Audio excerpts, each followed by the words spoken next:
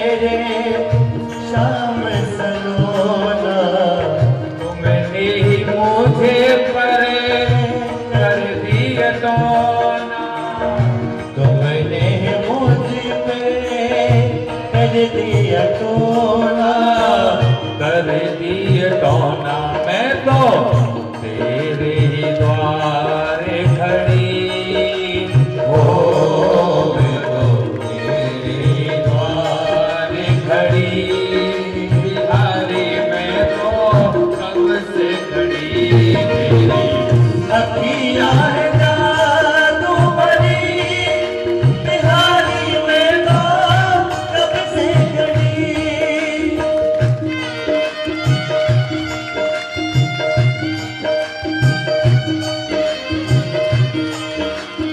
भगवान की अखियाँ जादू है और इन अखियों में जो बैठ जाता है यही रोना यही आफत यही दुख पदम गम होगा निकर लज वो आंखें न तू होगी न गम होगा।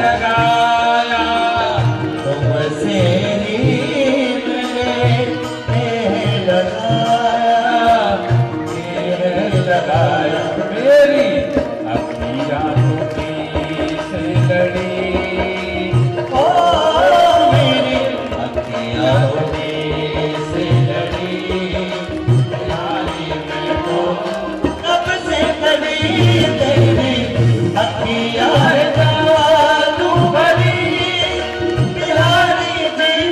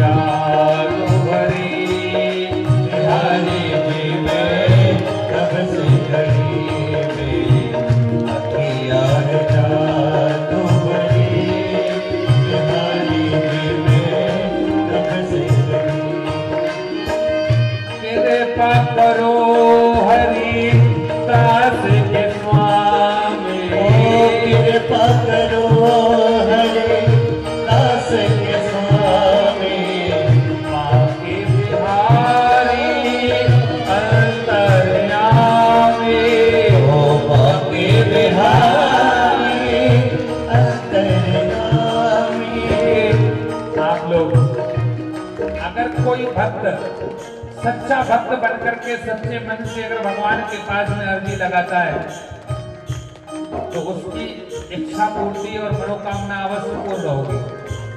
मानो तो भगवान है और नहीं मानो तो भगवान नहीं है।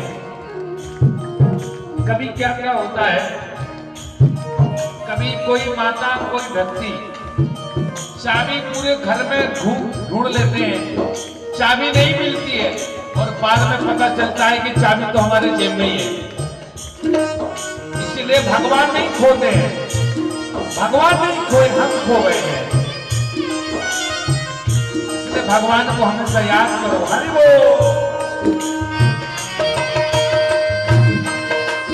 और है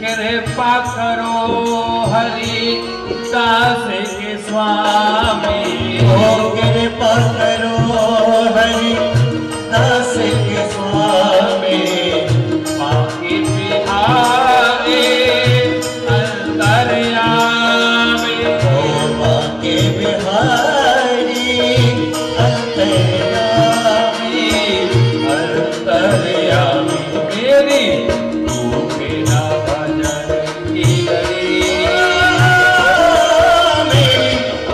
के भजन की हरी बिहारी जी में सबसे बड़ी मेरी, तो के भजन की हरी बिहारी जी में कब से कड़ी, अभी आए जादूवती बिहारी जी में सबसे बड़ी मेरी, अभी आए बिहारी जी में सबसे बड़ी, बिहारी जी में सबसे बड़ी, बिहारी जी में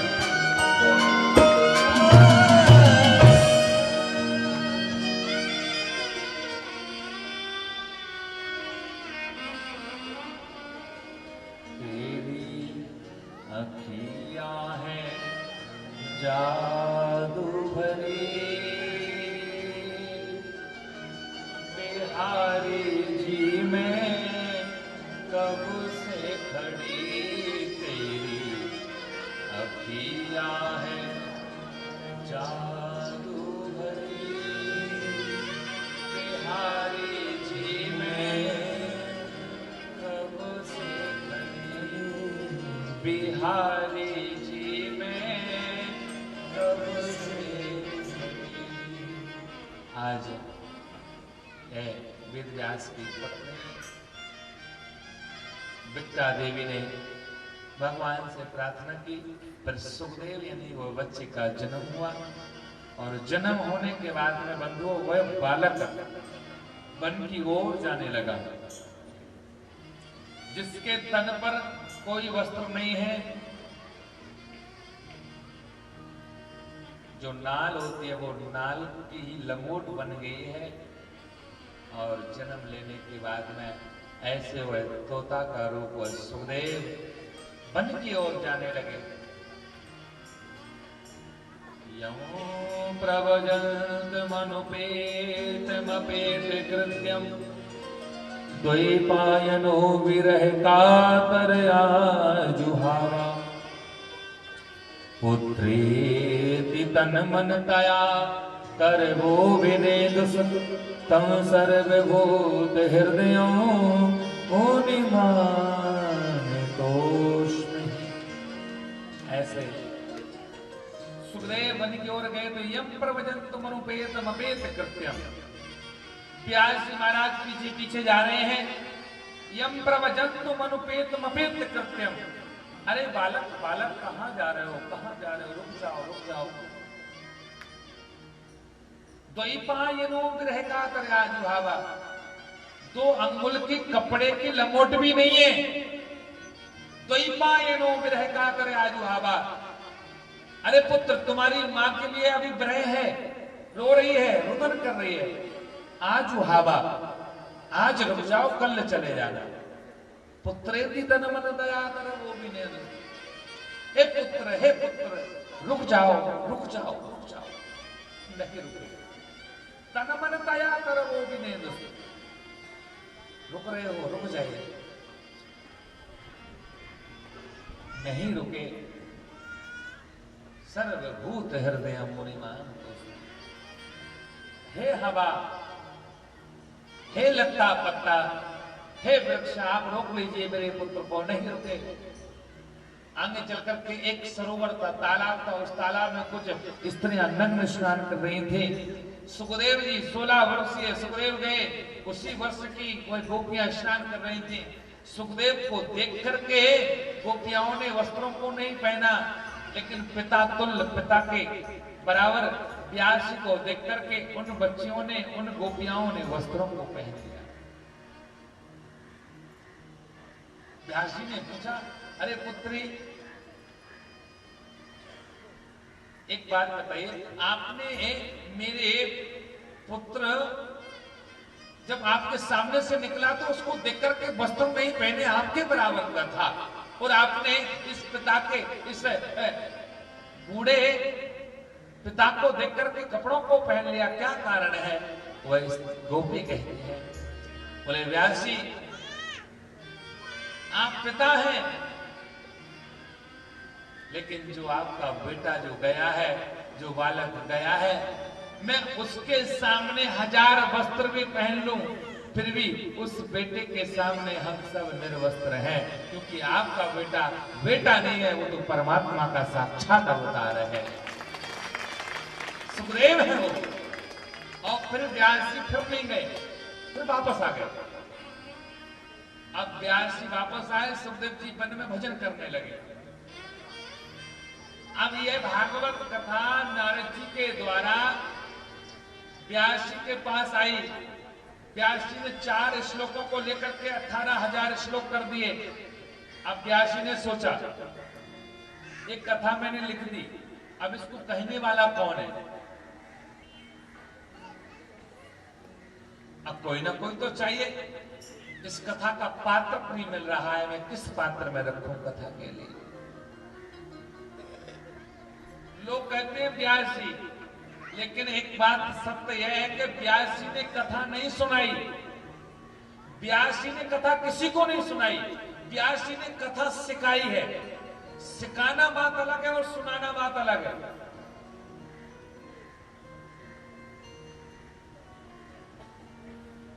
अब एक कथा किसको सुनाई जाए? व्यास जी ने कथा में 18,000 श्लोक लिख दिए, तो सोचा कि अगर मैंने इस पुराण के ऊपर लिख दिया कृष्ण पुराण, तो कृष्ण जी कहेंगे मेरा है। ब्रह्मा जी का नाम लिख दिया, ब्रह्मा जी कहेंगे मेरा है। शिव जी का लिख दिया, शिव जी कहेंगे मेरा है। इसलिए लिख दिया भागवत कथा, भक्तांत युक्त भक्ति, ये भक्तों की कथा है, ये कृष्ण की कथा नहीं। इसमें तो सारे भक्तों की कथा है, इसलिए भागवत नाम लिखा।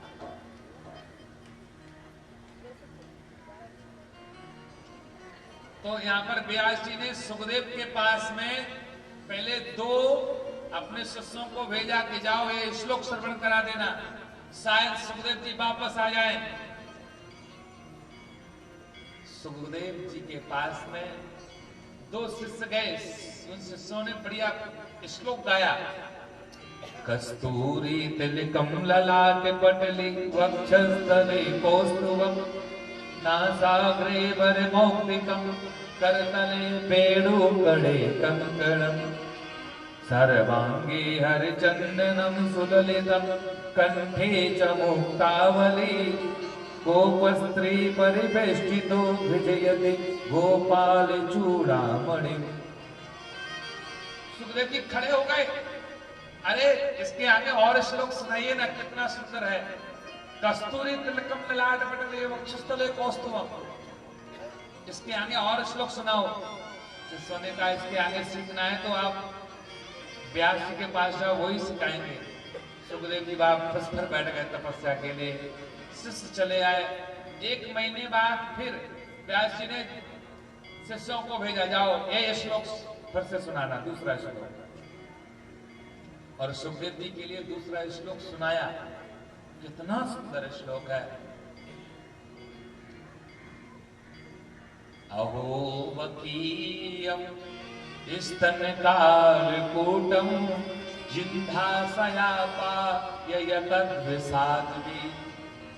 सुखदेव जी खड़े हो गए, आगे चलने लगे।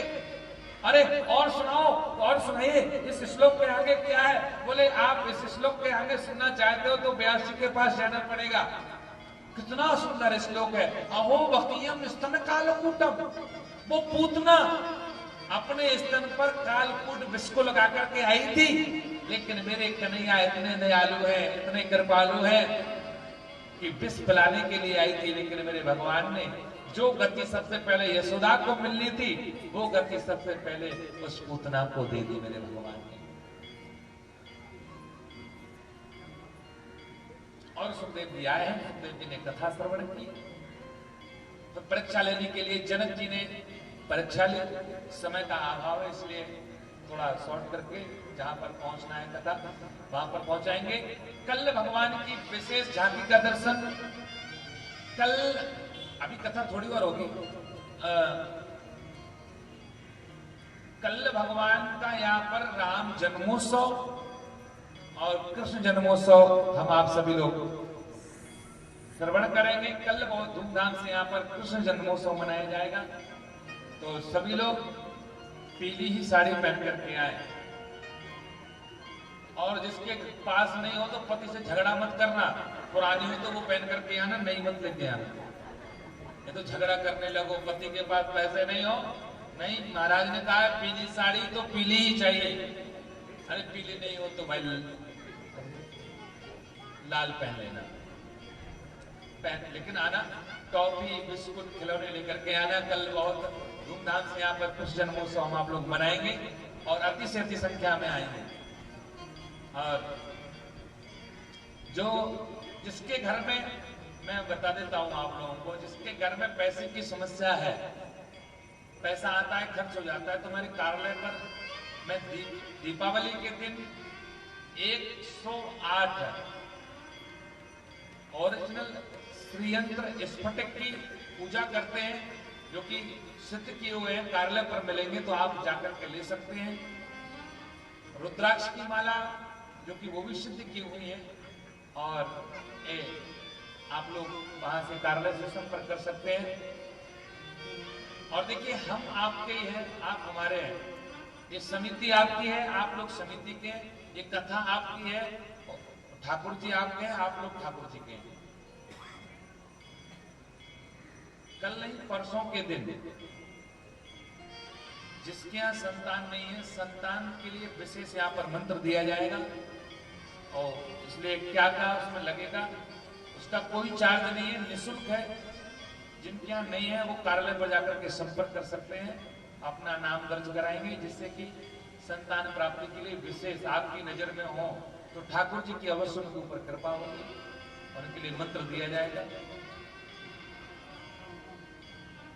और आप लोगों से जो मैं निवेदन है कि भंडारे के लिए सहयोग करें और समिति में यजमान बनने के लिए आप लोगों का सौभाग्य। देखिए मैंने तो इनसे एक कहा, मैंने पूछा भाई यजमान की राशि क्या है, कितनी राशि है एक यजमान की एक दिन की? 1100 रुपए। एक दिन में बच्चे खिलौना को लेकर के तोड़ देते हैं। और ये तो पूजा वो है जिसमें आपकी पितरों की पूजा, घर में सुख की शांति एवं बच्चों में संस्कार और पितरों की शांति होगी। यहाँ पर पूजा पंडित जी कराते हैं प्रातः। तो जिसको भी यजमान बनना है 4 दिन ही है आपके पास में, तो आप लोग कार्यालय पर जाकर के संपर्क करके दीक्षित जी से भी संपर्क कर सकते हैं। अपना नाम लिखाएंगे कल के लिए, कोई परसों के लिए, और वो आरती करेंगे।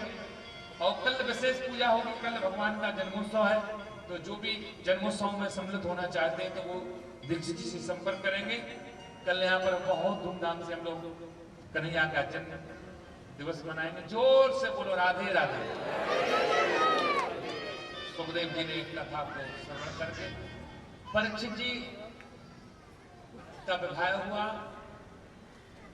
और विवाह होने के बाद में परीक्षित जी के दो पुत्र जन्मेजय और परीक्षित जी का काम था कि शत्रु को भी माफ करना है। एक दिन की बात है कि परीक्षित जी वन में गए शिकार खेलने के लिए, तो क्या देखा, एक गाय 4 पैरों पर खड़ी थी। वो रो, लेकिन 4 पैर तो थे, लेकिन 3 पैर उसमें से कट गए थे, 1 पैर बचा था और रो रही थी। परीक्षित जी ने पूछा, क्यों रो रही हो, क्या कारण है कि रो रही हो? आज हमारे इस भारतवर्ष में हमारे गाय की स्थिति बहुत खराब है। वैसे तो हर सनातन धर्म के हर एक घर में एक गाय होनी चाहिए, और जितने भी ब्राह्मण हैं जो पूजा कराते हैं, अगर मेरा वश चले तो मैं तो ब्राह्मणों को ये कहूंगा कि आप यजमान के यहाँ जाएं और पूजा करें तो ये कहना कि ओरिजिनल आप गाय का घी लाओगे तो पूजा कराएंगे, वरना पूजा नहीं करा सकते आप। और जिसको पूजा करानी होगी तो वो सही गाय का घी लेकर के आएगा, और जब घी की आवश्यकता पड़ेगी, गाय का घी नहीं मिलेगा तो फिर गाय रखना पड़ेगा। और आज गाय बेसहारा होकर के गलियों में डोल रही है। गाय आज बूचड़ खाने में कट रही है। गाय पॉलीथिन खा रही है। गाय जब तक दूध देती है तो गाय घर में है। गाय ने दूध देना बंद कर दिया तो गाय को भी हमने घर पर रखना बंद कर दिया। लोग ऐसा करते हैं।